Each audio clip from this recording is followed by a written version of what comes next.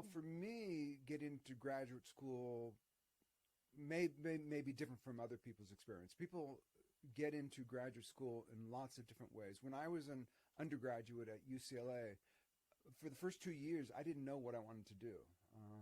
At UCLA is not so far from the beach, so I thought that maybe I can get a job at the beach doing something. And my dad wasn't too happy about that.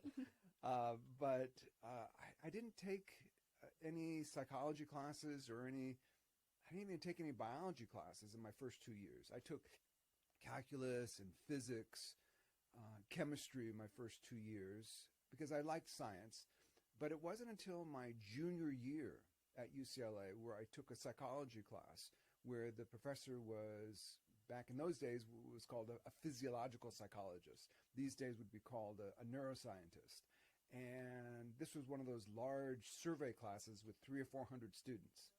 And this professor was talking about his research. His name was Dr. John Libeskind, who was one of the first to discover how the brain makes a particular neurochemical, the endorphins, in times of stress to reduce pain.